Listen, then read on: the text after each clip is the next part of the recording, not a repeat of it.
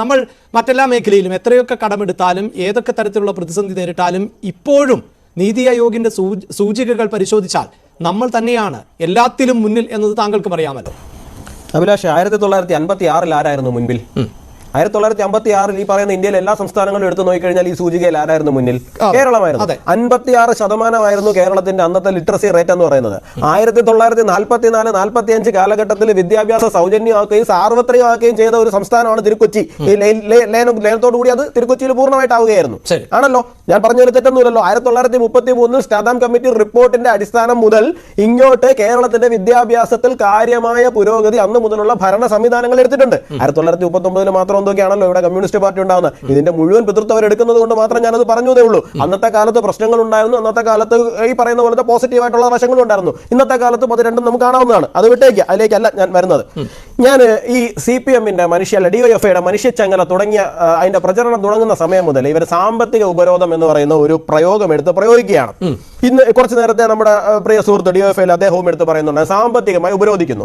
ഈ സാമ്പത്തികമായി ഉപരോധിക്കുന്നു എന്ന് പറയുന്നതിന് ഇവർ പറയുന്ന ഒരു കാരണം എന്ന് പറഞ്ഞു കഴിഞ്ഞാൽ കേന്ദ്ര പൂളിലേക്ക് 1 രൂപ നമ്മൾ കൊടുത്തു കഴിഞ്ഞാൽ നമുക്ക് 57 പൈസ മാത്രമാണ് തിരിച്ചു കിട്ടുന്നതെന്നാണ് ഇവർ പറയുന്ന ഒരു കാരണം. അതിനെയാണ് ഇവർ സാമ്പത്തിക ഉപരോധം എന്ന് പറഞ്ഞ് പോസ്റ്റർ അടിച്ച്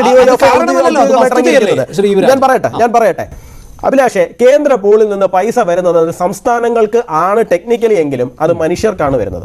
ഓരോ സംസ്ഥാനത്തെയും എത്ര മനുഷ്യരുണ്ടോ ആ മനുഷ്യരിലേക്കാണ് എത്തുന്നത്.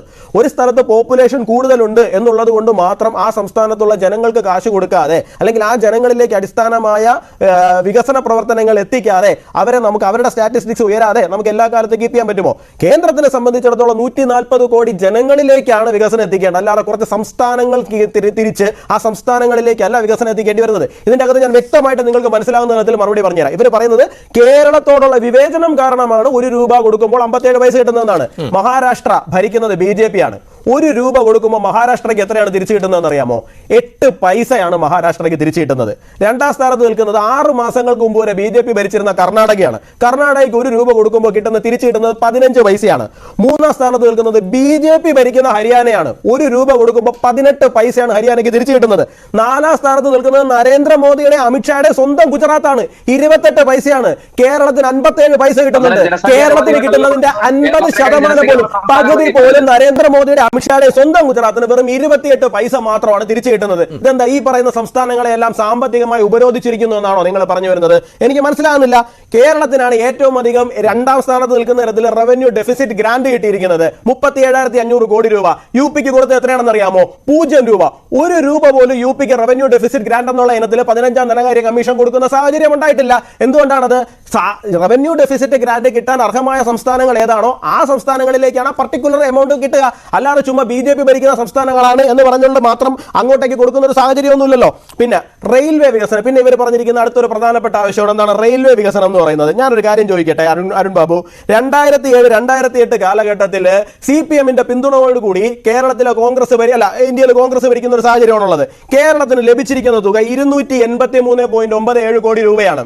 നിങ്ങൾക്കൊരു കാര്യം അറിയാമോ? ഇത്തവണ തിരുവനന്തപുരം റെയിൽവേ സ്റ്റേഷന്റെ വികസനത്തിന് മാത്രം 440 കോടി രൂപ, തിരുവനന്തപുരം റെയിൽവേ സ്റ്റേഷന്റെ വികസനത്തിന് മാത്രം 440 കോടി രൂപ കേന്ദ്രം അനുവദിച്ചിട്ടുണ്ടെന്ന് അറിയാമോ? എല്ലാ വർഷങ്ങളിലും 2007 മുതൽ 2014 വരെ എടുത്തു കഴിഞ്ഞാൽ 288, 373 ഈ തലത്തിലാണ് കിട്ടിയിരിക്കുന്നത്. അല്ല, ഞാൻ കംപ്ലീറ്റ് ചെയ്തോട്ടെ. 2015-16 മാത്രം 1098, 2016-17 മാത്രം 1041, 2017-18 മാത്രം 1206. ഇതിനൊക്കെ പുറമെയാണ് ഇപ്പൊ ഈ പറയുന്ന പോലുള്ള തുകകൾ കിട്ടിക്കൊണ്ടിരിക്കുന്നത്. തീർന്നിട്ടില്ല. 460 കോടി രൂപയാണ് ഗതിശക്തി പ്രോജക്ടിന് കേരളത്തിന് മാത്രമായിട്ട് തന്നിരിക്കുന്നത്. അമൃത് ഭാരത് പ്രോജക്ട് വഴി കേരളത്തിലേക്ക് വന്നുകൊണ്ടിരിക്കുന്നത് കോടികളാണ്. തിരുവനന്തപുരം ഡിവിഷനിൽ മാത്രം 600 കോടി രൂപയാണ് 15 റെയിൽവേ സ്റ്റേഷനുകൾ ഡെവലപ്പ് ചെയ്യാൻ വേണ്ടി കിട്ടിക്കൊണ്ടിരിക്കുന്നത്. കേരളം മുഴുവൻ ഒന്ന് യാത്ര ചെയ്താൽ മതി. എറണാകുളത്ത് റെയിൽവേ സ്റ്റേഷന്റെ വികസന പ്രവർത്തനം അവസാന ഘട്ടത്തിലാണ്. കൊല്ലത്ത് നടന്നുകൊണ്ടിരിക്കുന്നു. തിരുവനന്തപുരത്ത് അടുത്ത വർഷം തുടങ്ങുന്നു. താങ്കൾ ഈ പറയുന്ന അടിസ്ഥാന സൗകര്യ വികസനവുമായി ബന്ധപ്പെട്ട വിഷയം തന്നെ ചർച്ച ചെയ്യുമ്പോഴും നമ്മുടെ സമൂഹ മാധ്യമങ്ങളിലടക്കം റെയിൽവേ, അതായത് ട്രെയിനുകളിൽ മലയാളികൾ എത്രത്തോളം ദുരിതപൂർണ്ണമായാണ് യാത്ര ചെയ്യുന്നത്, വിയർത്തൊലിച്ച് ശ്വാസം പോലും കിട്ടാത്ത അവസ്ഥയിലേക്ക് യാത്ര ദൃശ്യങ്ങൾ നമ്മൾ കാണുകയും ചെയ്യുന്നുണ്ട്. അപ്പോൾ താങ്കൾ തന്നെ പറഞ്ഞു ഏതെങ്കിലും ഒരു സംസ്ഥാനത്തിലേക്കല്ല, സംസ്ഥാനത്തിന്റെ വികസനമല്ല കേന്ദ്ര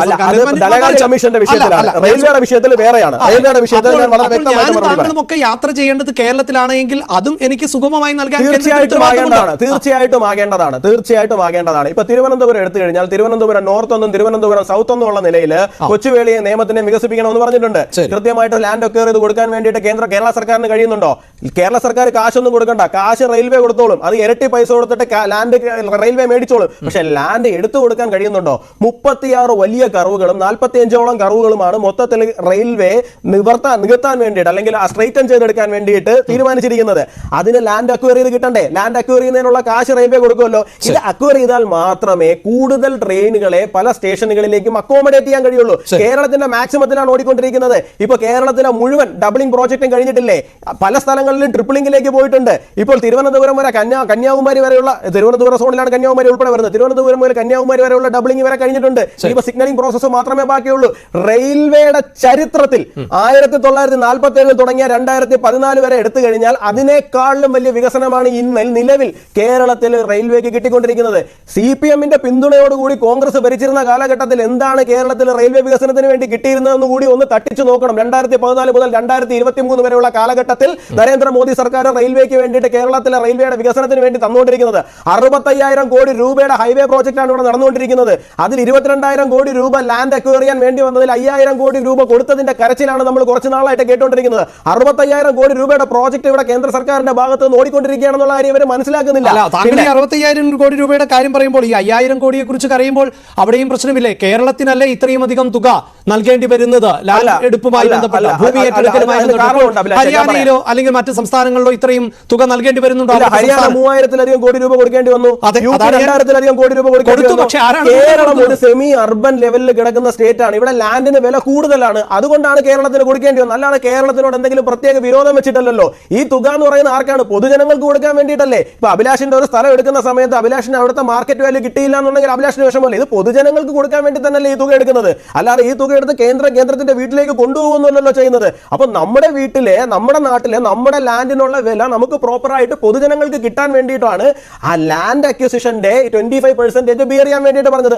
അതും 1-2 പ്രോജക്റ്റുകൾക്ക് മാത്രമാണ് സംസ്ഥാന ഗവൺമെന്റ് ബിയർ ചെയ്തിരിക്കുന്നത്. ബാക്കി മുഴുവൻ പറയുന്നത് ഞങ്ങളുടെ കയ്യിൽ കാശില്ല, നിങ്ങൾ തന്നെ എടുക്കുമെന്നാണ്. അത് തത്വത്തിൽ ഇപ്പോൾ അംഗീകരിച്ചു എന്നാണ് നിതിൻ ഗഡ്കരി തന്നെ പാർലമെന്റിൽ പറയുന്ന സാഹചര്യം ഉണ്ടായത്.